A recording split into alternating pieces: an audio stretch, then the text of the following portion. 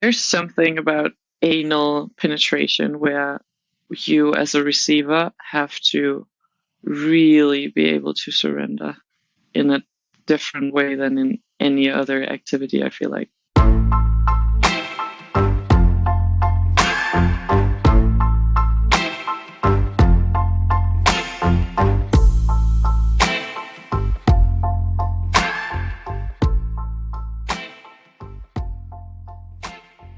Oh my.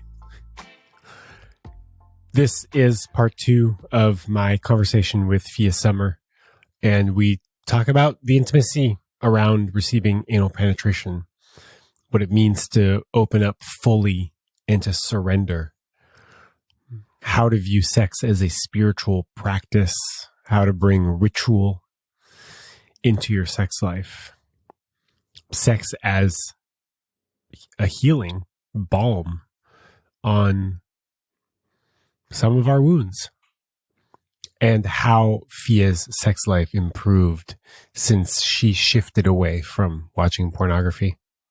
My name is Sean Galanos, and this is The Love Drive.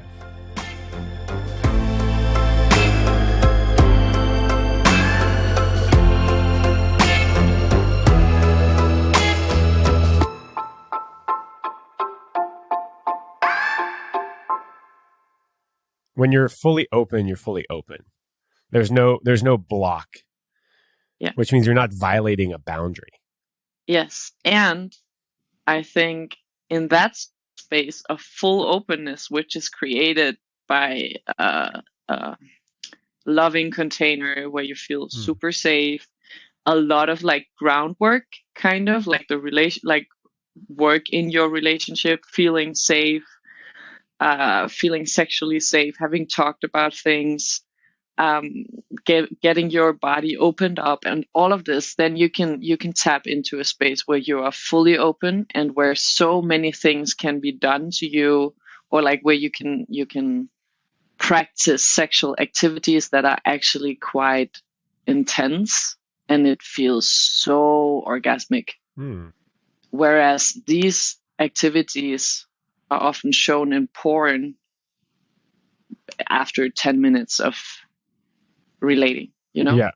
Yeah, relating. You didn't even use the word foreplay. Just orbiting each other and then full anal penetration. How is that even possible? Yeah.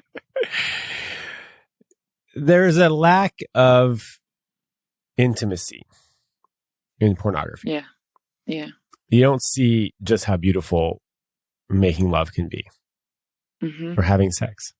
You don't see it. And you're right.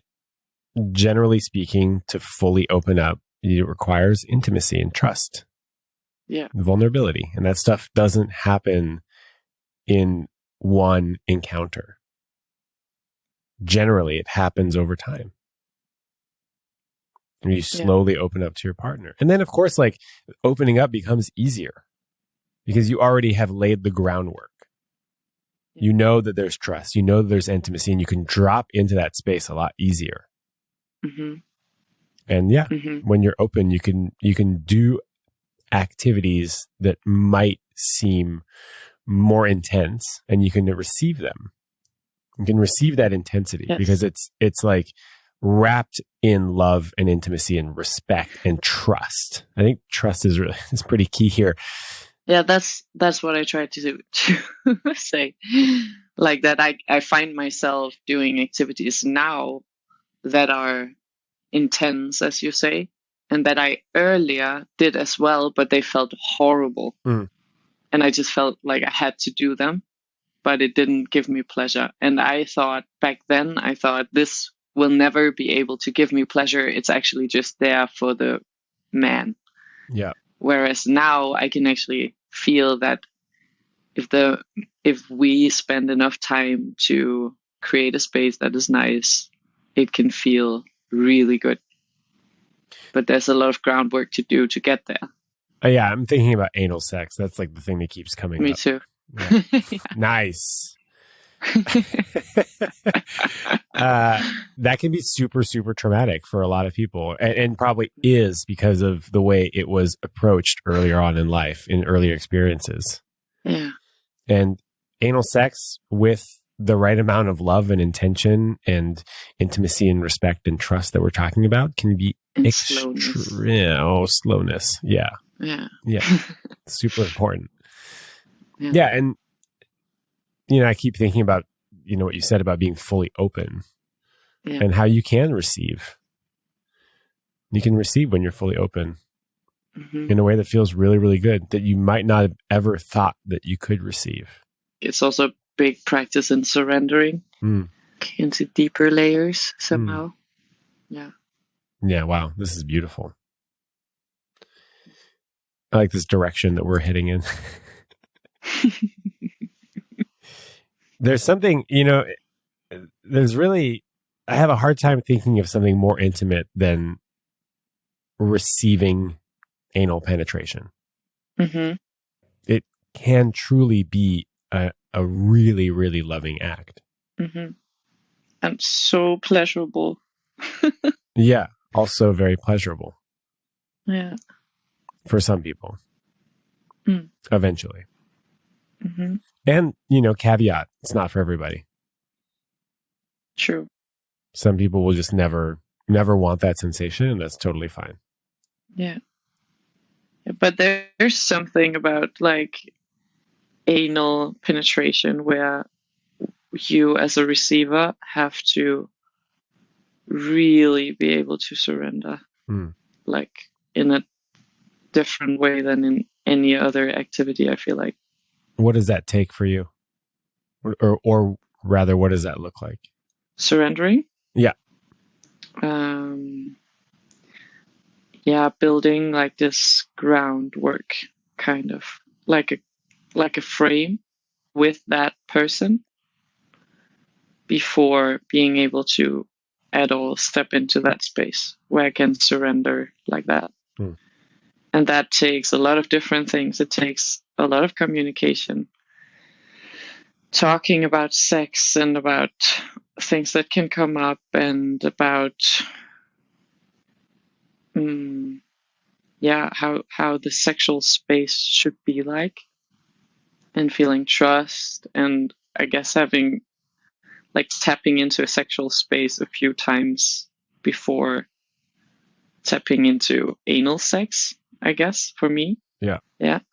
And really feeling safe in that space, like being able to communicate boundaries, being able to redirect, being able to say, hey, I need it slower, or can we do this instead, or whatever. All these interactions. And when I feel met in those and held in those, I can surrender more and more.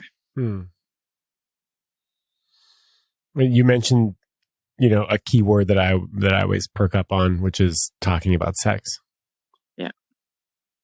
And I don't think that you should be having sex if you can't talk about sex. True. That means that a lot of people shouldn't be having sex. Yes. I was just thinking the same. Yeah, unfortunately. Whew. Or fortunately. Yes. It's like the adult thing to do is to dare to have these conversations. Yeah. Because for me, transparency equals safety. So much. Safety is required for arousal for the most part. You have to feel safe, right? If you can't surrender and open up fully unless you feel safe. Yeah. Because you have to know that you're not going to get hurt. Yeah, and you have to know like that when you communicate that it's being heard and being received. And like I oftentimes feel like when I tap into the sexual space with someone that I really spend some time on just like feeling, how does it feel like to say no to this person, and how does he or she react to it, and how does it feel to ask for what I want, or to kind of slowly taking steps in a direction where I start understanding the connection that we have and the communication around it, and feeling safe in communicating. How do they receive? How do they receive my requests? Is it reciprocated? What does reciprocated mean? Oh, is there like an equal disclosure. Mm-hmm. Right? Yeah. Are you meeting me sort of halfway? Yeah. Are you willing to show the same type of vulnerability that I'm willing to show? Mm-hmm. What a beautiful practice. Yes, very much. Which we don't see in pornography. Not at all. I feel like what we see in pornography doesn't really have, like, does not at all set a groundwork to have sex. Like, pornography shouldn't be sexual education, which it is in way too many people's lives. And in way too many young people's lives. Yeah. What does sex ed look like in Denmark? I don't know how it looks like now. I can only talk about my own experience with it. And that was maybe 2 hours in school in total. About, like, we learned to put a condom on a banana. You too? Yes. It's the only time I've ever had to do that. I've never had to put a condom on a banana ever since. Yeah. Important skill. I've got it. If I ever meet a banana that needs a condom, I know what to do. You know what to do. Yeah. And, you learn, I feel like I learned about, how to not get pregnant and how to not get, like, sexual transmitted disorders. Yeah. Infections. Yeah. Infections. Exactly. Step 1, get a banana. Yes. That's step 1 in a lot of sex ed programs these days, I think, still. Yeah. Get a banana. I remember the first time I was in a situation where he wanted to do something that I was not ready to do. Yeah. And I did not know that situation could occur. Oh, wow. Like, I was in that situation and I didn't know that it could happen. I felt totally freaked out because I have never heard about it. I had no idea this could occur and I had no clue what to do. Like, so you learn about the practical stuff around sex, but you don't learn about any of the emotional things or, like, situations that can come up and what to do and how to communicate and how to feel your own border, like, where's your own limits and how to communicate those and what to do when they get overstepped. And like, there's so much missing. Yeah. All that stuff you have to experience in real time without any idea of how you're going to deal with it appropriately. Mm-hmm. I mean, we don't talk about emotions ever.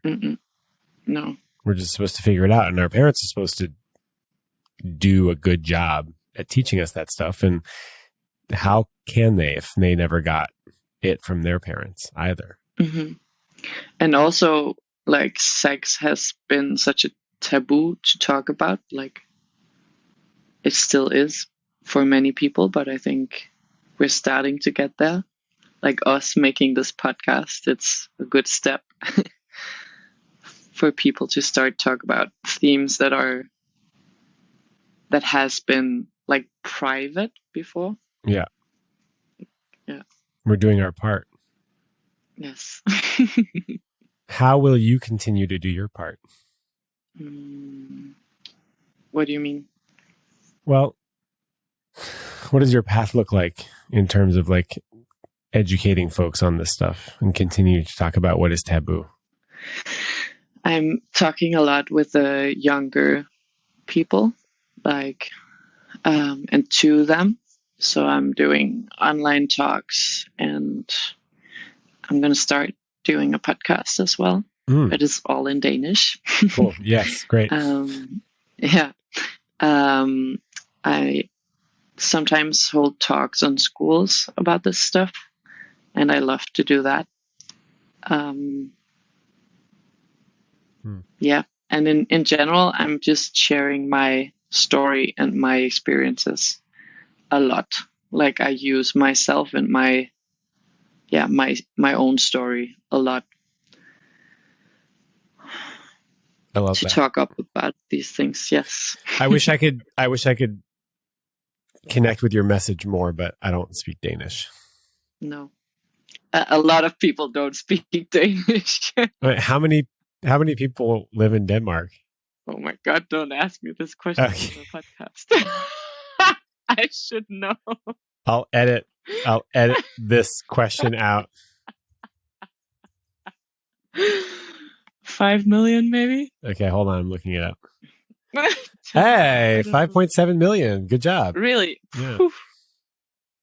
Nice work. So closer to 6, but yeah, good job. Yeah. Wow, that was stressful, huh? A little bit, but also mostly funny. I'm okay with not knowing stuff like that. You can Google it.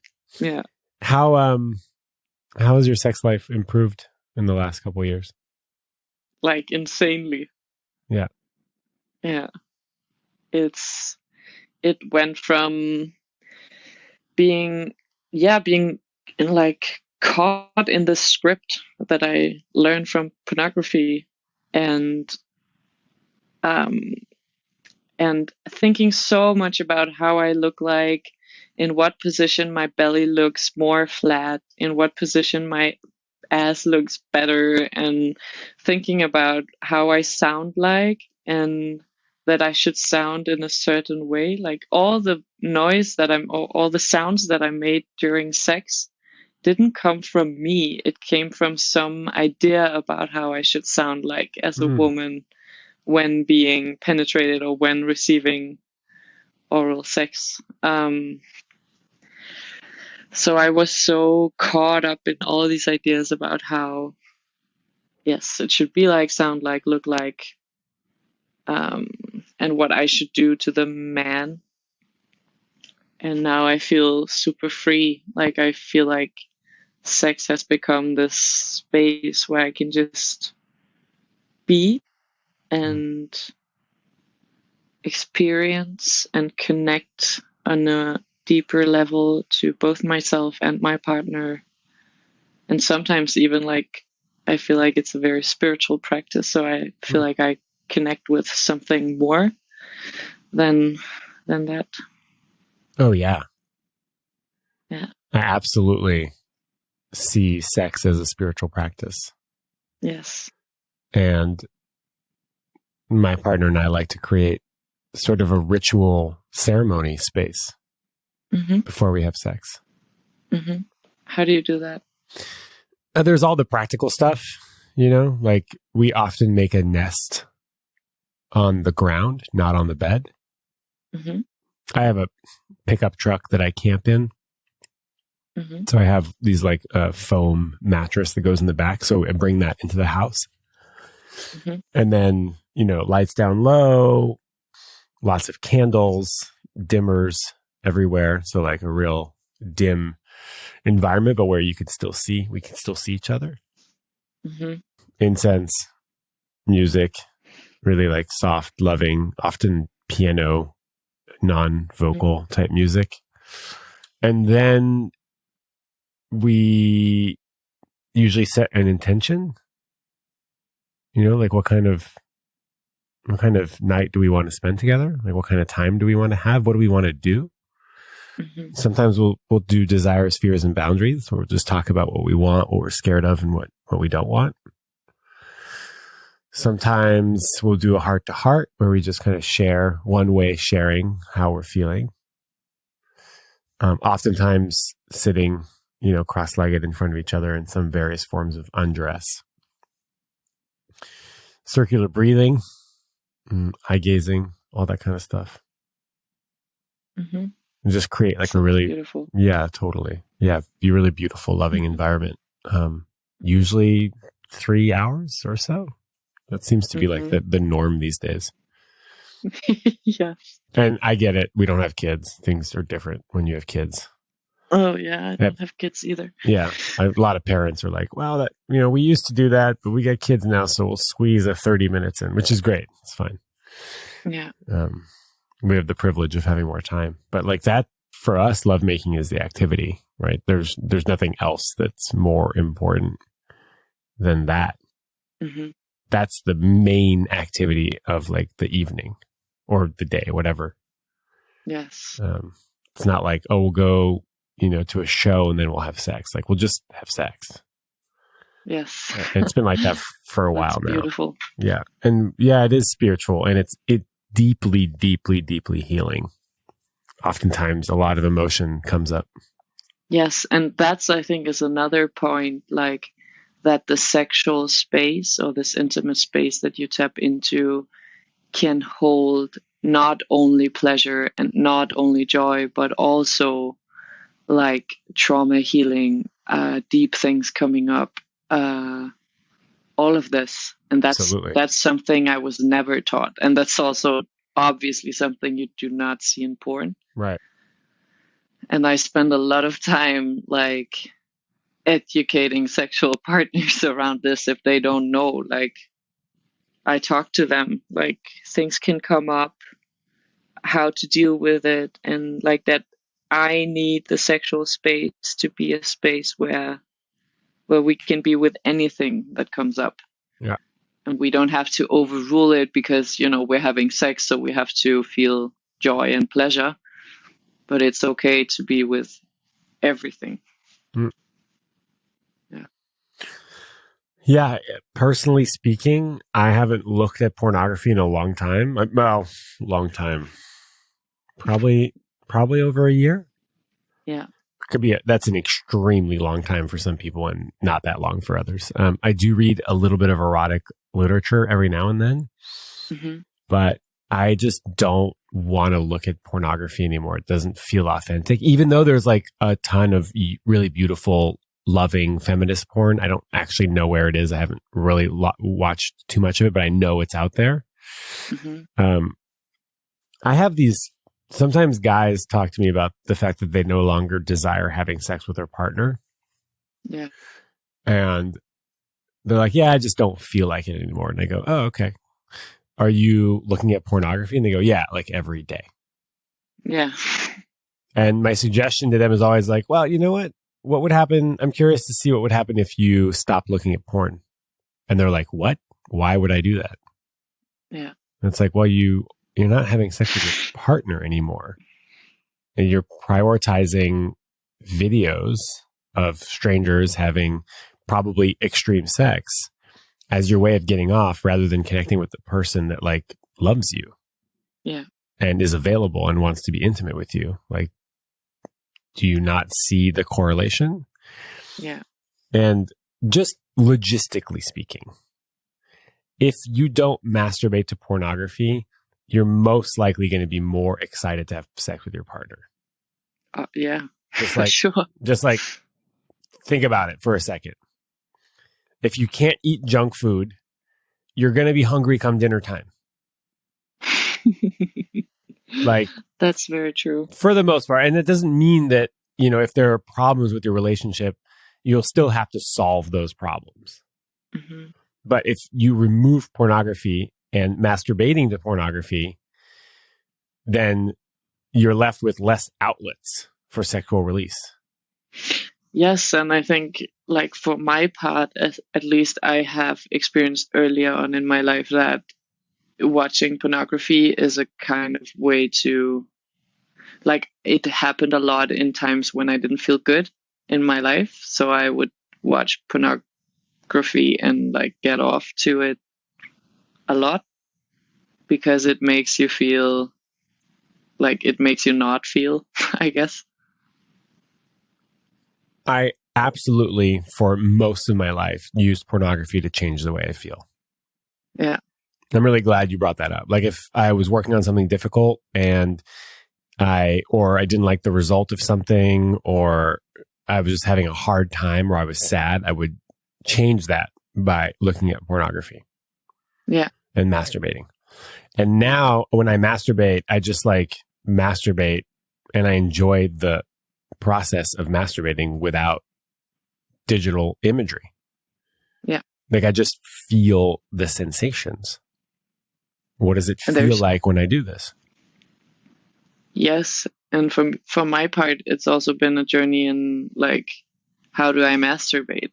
And what is my goal with that?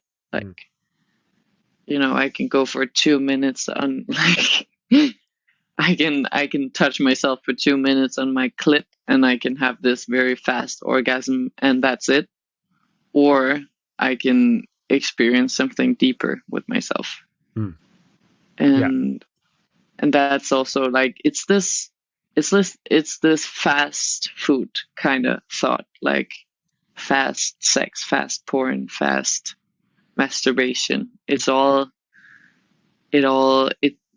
it can feel good for that 1 second, but the other shit is way deeper and has way more quality and brings me more life quality to actually go deep with it.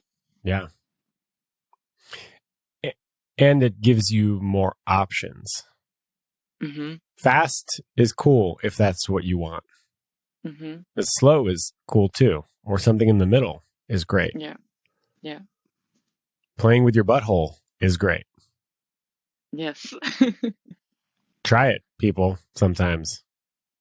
Yes. There's a ton of nerve endings there. Yeah. I just got a glass wand from Euphemia Russell. It's either Russell or Russells, I forget, who has an Instagram account, Sex I Wish You Knew. And it's all about slow sex. And the glass wand I use for prostate stimulation. And it is so fun. It is so different. It's such a different sensation than just, a quick penile stimulation. It's so much deeper and like slower and more subtle, but it teaches me to like tune in and be way more aware of this and the more subtle, faint sensations that can also be super pleasurable. Yes, and I think tapping into that with yourself makes you also more able to tap into it with a partner. Like you have to be able to be intimate and sensual with yourself to be able to be truly intimate and sensual with a partner. Yeah. We want to have anal sex, but not until she discovers that sort of sensation for herself. That's step one. Yeah. Explore your own sensation, your own body, what feels good to you. Then you can have a better idea of what it might feel like with somebody else. I think we've done a good job here. I feel complete. Me too. I mean, we could go on forever, by the way. For sure. Yeah. So I don't feel complete, but I feel complete for this go round. Final question. What does love mean to you? Ooh, that's deep. Or it can be. Love to me means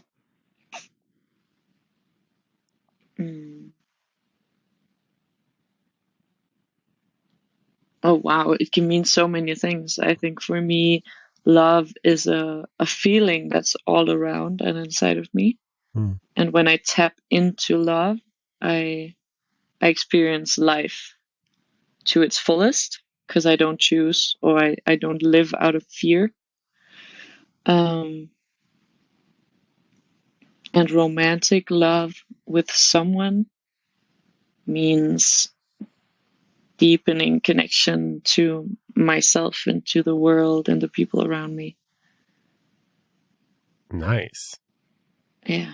And evolving spiritually. Oh, that's a good one. Actually, that was the last question. The second to last question, which I'll ask out of order, was where can we find you? You can find me in Copenhagen. Nice. and if you're not here, you can find me on Instagram, Fie.Sommer, Summer with an O. Fie, F-I-E. .Sommer with O. Yes. SOMMER.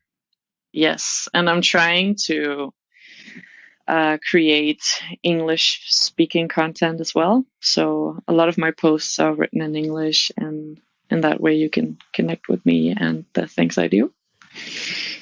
Yeah. And if we're lucky, we could find you skinny dipping somewhere in Copenhagen. What? If we're lucky, we could find you skinny dipping somewhere in Copenhagen in really cold water. I was just about to say that. You can probably find me in Copenhagen at the beach in the water all year round. Yes. Thank you so much. Thank you. It was a pleasure. Very much. And a delight.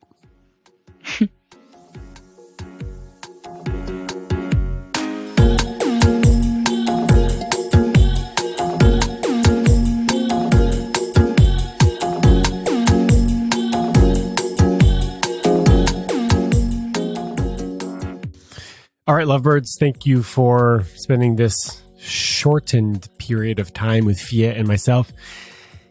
I don't know if I'm going to keep the 2-part episode situation. If you love it, let me know. If you hate it, let me know. If you have no opinions on it and you just want to say hi, do so. Sean at thelovedrive.com. And as always, have a beautiful week.